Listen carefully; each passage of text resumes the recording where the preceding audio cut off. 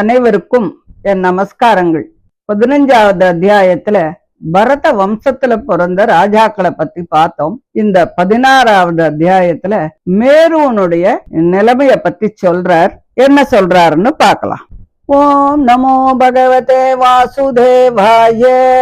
அத ஷோடசோऽध्यायः. ராஜோவாச்ச त्वया भूमण्डलायाम् अविशेषो यावत्तादित्यस्तपति यत्र च असौ ज्योतिषां गणैः चन्द्रमावासः दृश्यते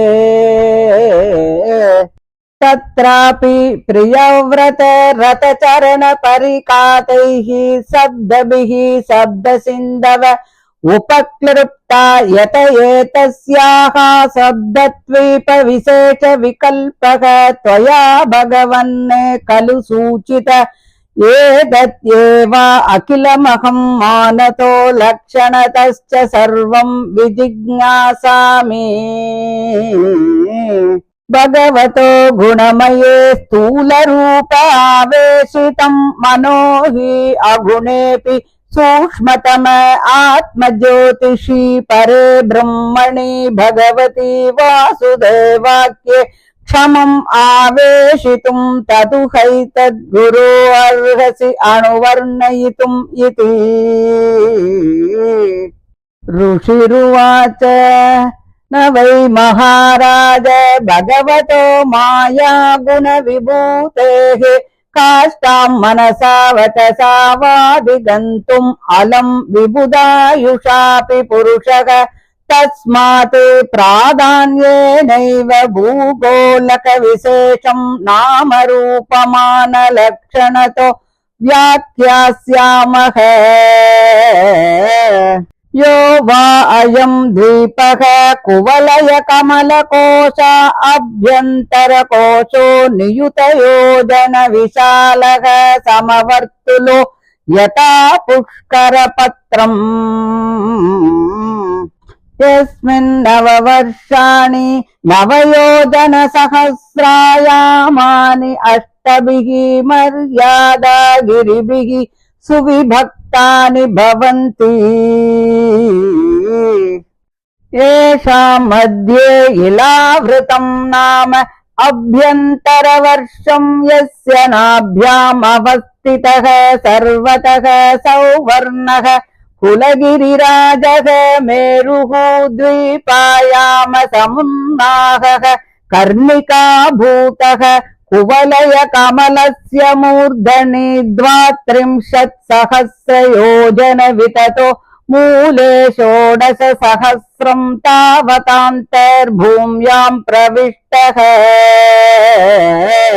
उत्तरो उत्तरेणे इलावृतं नीलश्वेतशृङ्गवानिति त्रयो रम्यक हिरण्मय कुरूणामवर्षाणाम् मर्यादा गिरयः प्रागायता उभयतः क्षारोद अवदयो 2,000 पृथव एकैकसः पूर्वस्माद् उत्तरो दशांश अधिकांशेन दैर्घ्य एव क्रसन्ति। एवं दक्षिणेन इलावृतं निषदो हेमकूटो हिमालय इति प्रागायता यथा नीलादयो अयुतयो जनोत्सेदा हरिवर्ष किं पुरुष भारतानां यथा संख्यम् तथैव इलावृतम् अपरेण पूर्वेण च माल्यवद्गन्धमादनौ आनील निषधायतौ 2,000 पप्रततुः केतुमालभद्राश्वयोः सीमानं विदधाते। मन्दरो मेरुमन्दरः सुपार्श्वः कुमुद इति अयुतयो जन विस्तारोन्नाहा मेरोः चतुर्दिशम् अवष्टम्बगिरय उपक्लुप्ताः। चतुर्षु एतेषु छूतजम्बूकदम्बन्यक् क्रोधाः चत्वारः पातपप्रवराः पर्वतकेतव इव अधिसहस्रयोजनोन्नाहाः तावत् विटपविततयः शतयोजनपरिणाहाः हृदाः चत्वारः पयो मद्विक्षुरसमृष्टजलायतुपस्पशिन उपदेवगणा योगैश्वर्याणि स्वाभाविकानि भरदर्शभ धारयन्ति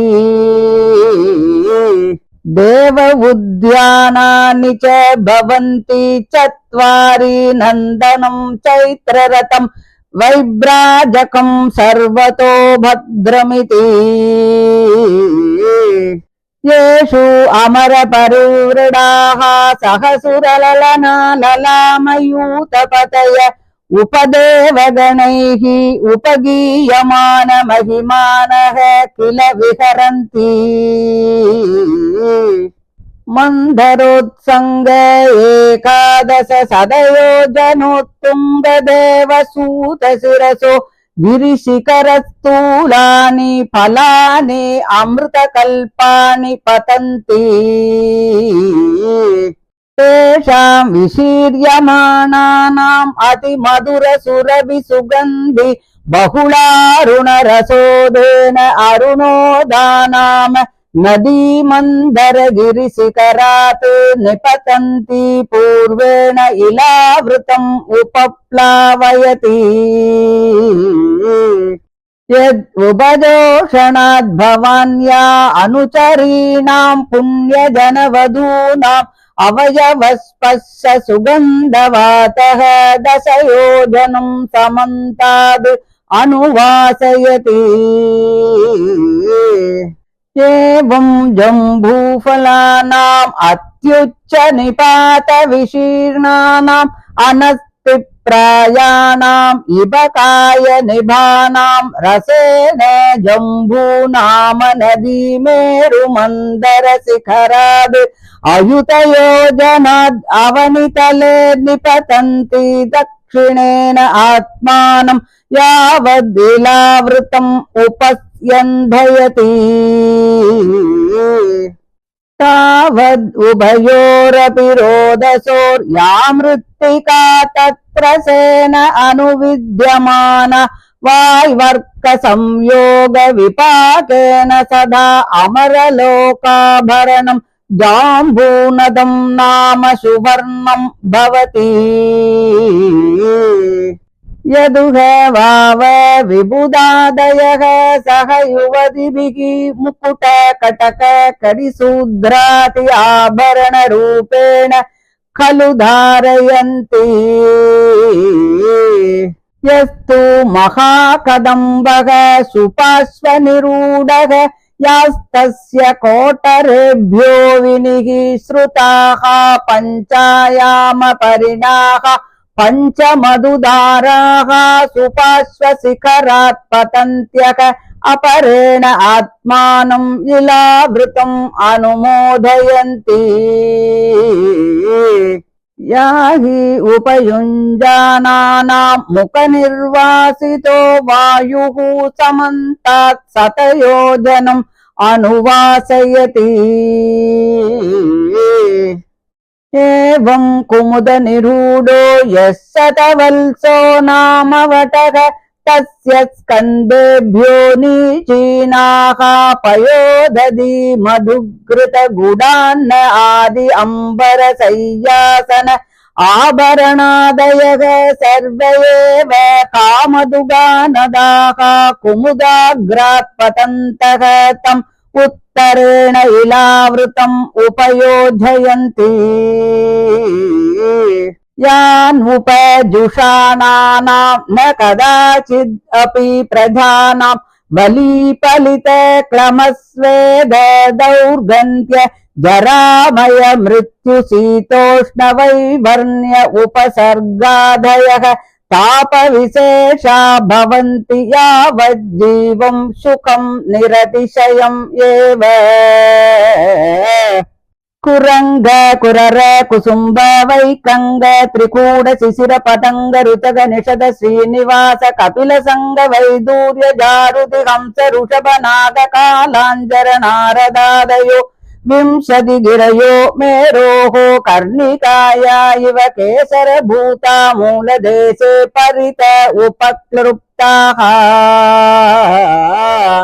ஜடர தேவகூட்டௌ மேரும் பூர்வேண அஷ்டாதசயோஜன சகஸ்ரம் உதகாயதௌ த்விசகஸ்ரம் ப்ருதுதுங்கௌ பவதக ஏவம் அபரேண பவன பாரியாத்ரௌ தட்சிணேன கைலாசகரவீரௌ प्रागायतौ एवं उत्तरतस्त्रिशृङ्गमकरौ अष्टभिर्येतैः परिसृतो अग्निरिव परितः चकास्ति काञ्चनगिरिः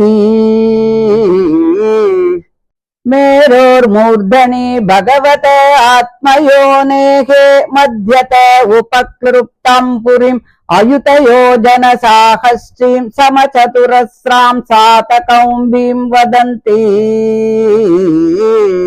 तामनुपरितो लोकपालानामष्टानां यथादिशं यथा रूपं तुरीयमानेन पुरो अष्टौ उपक्लृप्ताः इति श्रीमद्भागवते महापुराणे पारमहंस्यां संहितायां पंचमस्कंदे भुवनकोशवर्णनं नाम षोडशोऽध्यायः। श्रीहरये नमः श्रीहरये नमः श्रीहरये नमः। गोपिका जीवनस्मरणं गोविंद गोविंद। பரீட்சித்து ராஜன் சொல்றான், சூரியன் இந்த உலகத்தை எதுவரையில் பிரகாசப்படுத்துகிறானோ, சந்திரன் நட்சத்திரங்கள் இவைகள் எதுவரையில் காணப்படுகிறதோ அதுவரையில் உள்ள பூமண்டலத்தின் விஸ்தார விசேஷத்தை பற்றி சொன்னீர்கள். அதிலும் பிரியவர்தனுடைய தேர் சக்கரம் படிந்த பள்ளங்களால் 7 சமுத்திரங்கள் ஏற்பட்டதையும் அவற்றால் இந்த பூமியில் 7 தீவுகள் உண்டானதையும் பற்றி நீங்கள் சொன்னீர்கள். இவற்றினுடைய அளவையும் அடையாளத்தையும் எனக்கு சொல்லுங்கள். அதை பத்தி விவரமா தெரிஞ்சுக்கணும்னு ஆசைப்படுறார். சத்வாதி குணங்களின் பரிணாமமான இந்த ஜகத்தெல்லாம் பகவானுடைய ஸ்தூல ரூபம் என்றும், அதில் மனத்தை செலுத்தினால் சத்வாதி குணங்களின் சம்பந்தம் இன்றி சுத்த சத்துவமும் ஸ்வயம் பிரகாசமும் பரபிரம்மமும் பகவான் வாசுதேவன் என்ற சப்தங்களால் சொல்லக்கூடியதுமாகிய பரமாத்மாவின் சூஷ்ம ரூபத்தில் அந்த மனம் சுகமாக பற்றிவிடும் என்றும் சொன்னீர்கள். அஞ்ஞான அந்தகாரத்தை போக்கும் குருவே, பகவானுடைய ஸ்தூல ரூபமான இந்த பூமண்டலத்தினுடைய அளவு முதலியவற்றை பற்றி நான் அறிய விரும்புகிறேன். அதை தாங்கள் எனக்கு சொல்லணும் அப்படின்னு சொல்லி கேட்டுக்கிறார். ஸ்ரீ சுகர் சொல்றார், மகாராஜனே, ஒருவன் தேவதைகளைப் போல் நீண்ட ஆயுளை உடையவனாக இருந்தாலும் பகவானுடைய லீலா விபூதியில் உள்ள ஸ்தான விசேஷங்களினுடைய சொரூபத்தையும் பேரையும் முழுவதும் வாயால் சொல்வது அல்லது மனதால் நினைப்பது என்பது முடியவே முடியாது. ஆகையால் முக்கியமான பூகோள விசேஷத்தின் சொரூபத்தையும் பேரையும் அடையாளமாக சொல்லுகிறேன். தீபங்களில் பிரசித்தமான இந்த ஜம்பு தீபம் பூமண்டலமாகிற தாமரை மலரின் இதழ் வட்டம் போன்ற தீபங்களில் உள்ளிதழ் வட்டம் போல இருக்கும். 1,00,000 யோஜன விஸ்தாரத்தை உடையது. தாமரை இலை போல சமமாக ஏற்றக்குறைவின்றி வட்டமாக இருக்கும். இதில் 9 வருஷங்கள், அதாவது 9 கண்டங்கள் உண்டு. ஒவ்வொன்றும் 9,000 யோஜனை விஸ்தாரம் உடையது. இந்த 9 வருஷங்களும் எல்லையை அறிவிக்கின்ற 8 குலபர்வதங்களால், அதாவது 8 எல்லை மலைகளால் தனித்தனியாக பிரிக்கப்பட்டு இருக்கிறது. நிலாவிரதம் என்னும் வருஷம் நடுவிலே இருக்கிறது. குல பர்வதங்களில் தலைமையுள்ள மேரு பர்வதமானது இதனுடைய நடுவிலே இருக்கு. ஜம்பு துவீபத்தின் மொத்த விஸ்தீரணம் எவ்வளவோ அவ்வளவு உயரமுடையது இந்த மேரு பர்வதம். இந்த பூமண்டலமாகின்ற அந்த தாமரை ஒரு மொக்கு போல இருக்கும். அந்த மேருவனுடைய தலைபாகம் மட்டும் 32,000 யோஜனை விஸ்தாரம் உடையது. அதன் அடி 16,000 யோஜனை அகலமுடையது. அதே 16,000 யோஜனை அது பூமிக்குள்ளும் மறைந்திருக்கிறது. இலாவிரத வருஷத்திற்கு வடபாகத்திலே வரிசையாக நீலம், ஸ்வேதம், சிருங்கவான் என்று 3 மலைகள் உள்ளன. அவை ரம்யகம், இரண்மயம், குரு என்னும் வருஷங்களுக்கு, அதாவது அந்த கண்டங்களுக்கு எல்லை பர்வதங்கள் ஆகும். அந்த 3ம் கிழக்கே நீண்டு நீளமாகவும் இருபுறத்திலும் லவண சமுத்திரம்னா உப்பு சமுத்திரம், அந்த உப்பு சமுத்திரத்தை எல்லையாக உடையவை. ஒவ்வொன்றும் 2,000 யோஜனை விஸ்தீர்ணம் உடையது. ஒன்றை விட ஒன்று நீளத்தில் மாத்திரம் 10 மடங்குக்கு மேல் குறையாமல் இருக்கும். இது போலவே இளாவிரத வருஷத்திற்கு தென்பாகத்திலே நிஷதம், ஹேமகூட்டம், ஹிமாலயம் என்று 3 மலைகள் உண்டு. இவை கிழக்கே நீண்டு இருக்கும். நீலம் முதல் வடக்கு மலைகளைப் போலவே இதுவும் 2,000 யோஜனை விஸ்தீர்ணமும் 10,000 யோஜனை உயரமும் உடையது. இவை ஹரிவர்ஷம், கிம்புருஷ வருஷம், பாரத வருஷம் இவைகளுக்கு எல்லை மலைகள் ஆகும். அதுபோலவே இளாவிரத வருஷத்திற்கு மேல் பாகத்தில் மால்யவான் என்றும் கீழ்பாகத்தில் கந்தமாதனம் என்றும் 2 மலைகள் உண்டு. இவை இரண்டும் வடக்கில் நீல பர்வதம் வரையிலும் தெற்கில் நிஷத பர்வதம் வரையிலும் நீண்டு இருக்கும். 2,000 யோஜனை விஸ்தீர்ணம் உடையவை. இவை கேதுமாலம், பத்ராஸ்வம் என்னும் வருஷங்களுக்கு எல்லை மலைகளாக ஆகிறது. மந்தரம், மேருமந்தரம், சுபாஸ்வம், குமுதம் என்ற 4 மலைகள் மேருவுக்கு 4 புறத்திலும் அரஞ்ஞான் மாலை போல சுற்றி கொண்டிருக்கிறது. இவை 16,000 யோஜனை விஸ்தீர்ணமும் உயரமும் உடையது.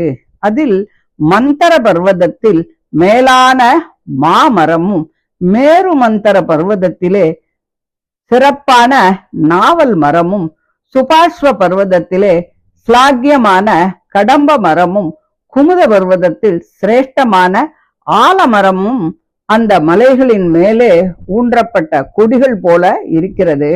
அவை 4ம் 1,100 யோஜனை உயரமும் அவ்வளவு விஸ்தீர்ணமும் உடையது. இதே போல மந்தரத்தில் பால் மடுவும், மேரு மந்தரத்தில் தேன் மடுவும், சுபாஸ்வத்தில் கருப்பஞ்சாறு மடுவும், குமுதத்தில் சுத்த ஜலமும் ஆக 4 மடுக்கள் இருக்கிறது. பரத சிரேஷ்டா, இந்த மடுக்களில் ஸ்நானபானாதிகளை செய்யும் கந்தர்வர்கள் இயற்கையாகவே அனிமாதி யோக ஐஸ்வர்யங்களை தரித்துக் கொண்டிருக்கிறார்கள். நந்தனம், சைத்திரரதம், வைப்ராஜிகம், சர்வதோபத்திரம் என்ற 4 தேவ உத்தியானங்களும் ஏற்பட்டிருக்கிறது. அவற்றில் சிறப்பு மிகுந்த தேவதைகள், கந்தர்வர்கள், அப்சர ஸ்திரீகளுடன் விளையாடிக் கொண்டிருக்கிறார்கள். மந்திரமலையின் நடுவில் 1,100 யோஜனை உயரமுடைய தெய்வ மாமரத்தின் நுனியிலிருந்து பருத்து அமிர்தம் போன்று ருஜியுடைய பழங்கள் பழுத்து விழுகிறது. அப்படி கீழே விழும்பொழுது உடைந்த அந்த மாம்பழங்களின் ரசம் மிக்க மதுரமும் இயற்கையும் வாசனையோடு சேர்ந்து மற்ற வாசனை வஸ்துக்களினுடைய பரிமளத்தினால் மிகுந்த வாசனையுடையதாக சிவந்த நிறமுடையதான அருணோதை என்னும் நதி அந்த மந்திர பர்வதத்தின் சிகரத்தில் இருந்து பெருகி இலாவிரத வருஷத்தின் கீழ்பாகத்திலே பாய்ந்து ஓடுகிறது. இந்த நதியின் ஜலத்தை பானம் செய்வதால் பார்வதியின் வேலைக்காரர்களுடைய சரீரத்திலும் புண்ணிய ஜனஸ்திரீகளினுடைய சரீரத்திலும் பட்டு மிக்க பரிமளத்துடன் வீசும் காற்று நாற்புறத்திலும் 10 யோஜனை தூரம் நல்ல மனம் வீசுகிறது. மேரு மந்திர பர்வதத்தில் உள்ள நாவல் மரத்தின் பழங்கள் யானையினுடைய உடல் போல பருத்து மிகவும் சூஷ்மமான கொட்டைகளை உடையவாக இருக்கும்.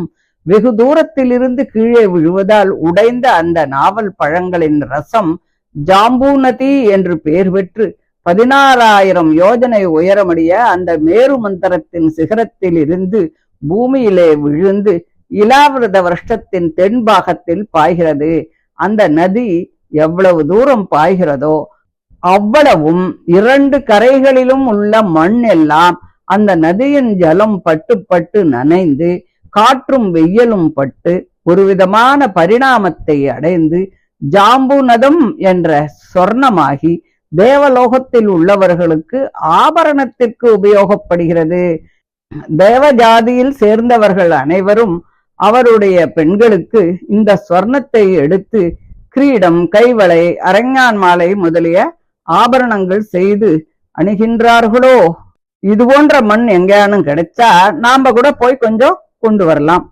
சுபாஸ்வ மலையில் முளைத்திருக்கின்ற பெரிய கடம்ப மரத்தின் பொந்துகளில் இருந்து 5 மார்பு அகலமுடைய தேன் தாரைகள் பெருகி சுபாஸ்வ மலையின் சிகரத்தில் இருந்து விழுந்து இலாவிரத வருஷத்தின் மேற்கு பாகத்தில் நல்ல மனத்தோடு பாய்கிறது.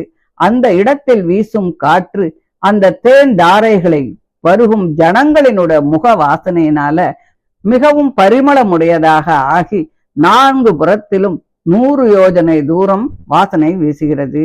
குமுத மலையில் முளைத்திருக்கும் ஆரமரம் சதவலிசம் என்னும் பெயர் உடையது. அந்த மரத்தின் கிளைகளில் இருந்து பால், தயிர், நெய், தேன், வெல்லம், அன்னம், ஆடைகள், படுக்கை, ஆசனம், ஆபரணம் ஆகிய அனைத்து விருப்பங்களையும் கொடுக்கக்கூடிய அந்த ஆறு கீழ்முகமாக பெருகி குமுத மலையில் இருந்து இலாவிரத வருஷத்திற்கு வடபாகத்திலே பாய்ந்து அங்குள்ளவர்களை மகிழ்விக்கிறது. நமக்கு கூட அது மாதிரி ஒரு ஆறு ஏதானு இருந்ததுன்னா 2 பக்கெட்டை கொண்டு வந்தா மளிகை சாமானே வாங்க வேண்டாம், செலவு மிச்சமா இருக்கும், நமக்கும் அது சௌரியமாகத்தான் இருக்கும். ஸோ அந்த காலத்துல அவ்வளவு எல்லாம் சுபிக்ஷமாக இருந்திருக்கு அப்படிங்கிறதுக்கு இதெல்லாம் ரொம்ப ஒரு உதாரணம். ஆக்சுவலா அந்த ஜலத்துல மண்ணுல தங்கம் கிடைக்கிறதா, ஜலத்துல மளிகை சாமான்லாம் கிடைக்கிறதாங்கிறது வேற விஷயம். காலம் அவ்வளவு சௌக்கியமாக இருந்தது அப்படிங்கிறத சொல்ற.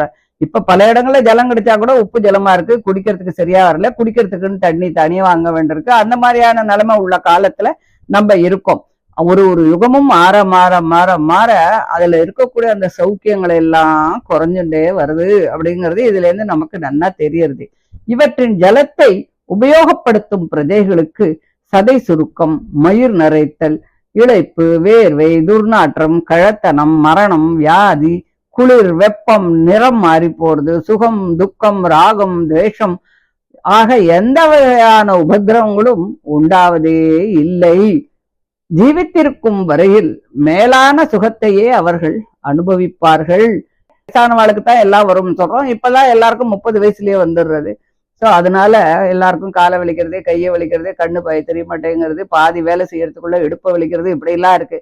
நம்ம கூட அங்க போனா அப்ப எல்லாரும் எந்த வியாதியுமே இல்லாம சௌக்கியமா இருக்கலாம். ஏன்னா எத்தனையோ மெடிசன்ஸ் எல்லாம் கண்டுபிடிச்சா கூட இந்த மூப்பு, வயசாகி போறது, சரீரம் சுருங்கி போறது, மரணம், இதுக்கெல்லாம் எந்த விதமான மருந்துமே யாருமே கண்டுபிடிக்கல. யாராலையும் அது தவிர்க்க முடியாததாகத்தான் இருக்கு. அங்க இருக்கக்கூடிய அவளுக்கு எந்தவித கஷ்டமுமே இல்லாம, சுகதுக்கமே இல்லாம, ராகத்வேஷம் இல்லாம அவ்வளவு சௌக்கியமா இருந்தாலாம். குரங்கம், குரரம், குசும்பம், வைகங்கதம், திரிகூடம், சிச்சிரம், பதங்கம், ருச்சகம், நிஷதம், சிதிவாசம், கபிலம், சங்கம், வைடூரியம், ஜாருதி, விஹங்கம், ஹம்சம், ருஷபம், நாகம், காலாஞ்சரம், ஆரதம் அப்படின்னு 20 பர்வதங்கள் தாமரையினுடைய காய் போல மேருவனுடைய அடிபாகத்துல அதை சுற்றி இருக்கு. இவை கேசர பர்வதங்கள் அப்படின்னு சொல்றா. மேருவுக்கு கிழக்காக அதனுடைய அடிவாரத்திலிருந்து 1000 யோஜனை தூரத்திற்கு அப்பால் ஜடரம் என்றும் தேவகூடம் என்றும் 2 பர்வதம் இருக்கு. அதனுடைய வடக்கில் 18,000 யோஜனை நீண்டு 2000 யோஜனை அகலத்தோட அதே அளவு உயரத்தை உடையது. இது போல மேருவுக்கு மேற்கு பக்கத்துல பவனம் என்றும் பாரியாத்திரம் என்றும் 2 பர்வதங்கள் இருக்கு. அவை கிழக்கு பாகமாக நின்றிருப்பவை. ஜடர தேவ கூட்டங்களைப் போலவே நீளமும் அகலமும் உயரமும் இவை உடையது. அந்த மேருவின் தென்புறத்தில் திரிசிருங்கம் என்றும் மகரம் என்றும் 2 பர்வதம் உண்டு. இப்படி 8 பர்வதங்களால் சூழப்பட்ட மேரு பர்வதம் தர்ப்பங்களால் சூழப்பட்ட அக்னி போல நாற்புறத்திலும் பிரகாசிக்கிறது. மேருவின் உச்சியில் மத்தியில் பிரம்மாவின் பட்டணம் சாத கௌம்பிகம் என்ற பெயரோடு 16,000 யோஜனை விஸ்தீர்ணம் உடையதும் சதுரமாக இருக்கும் என்றும் சொல்கிறார்கள். அந்த பட்டணத்தை சுற்றி கிழக்கு முதலிய 8 திசைகளில் இந்திரன் முதலான லோகபாலர்களின் பட்டணங்கள் இருக்கிறது. அவை ஒவ்வொன்றும் அதாவது ஒரு 25,000 யோஜனை விஸ்தீர்ணம் உடையவை. அமராவதி, தேஜோவதி, சம்யமனி, கிருஷ்ணாங்கனை, ஸ்ரத்தாவதி, கந்தவதி, மகோதயை, யசோவதி என்று பெயர் பட்டவை என்று சொல்லி இந்த 11வது அத்தியாயத்தை முடிக்கிறார். இதை தொடர்ந்து 17வது அத்தியாயத்துல கங்கை பூமியில இறங்கி வர்றதையும் இலாவிரத வருஷத்துல ருத்ரன் சங்கர்ஷண பகவானை ஆராதிக்கிறத பத்தியும் சொல்றா. அதை நம்ம அடுத்த ஆடியோல பார்க்கலாம். தேங்க்யூ.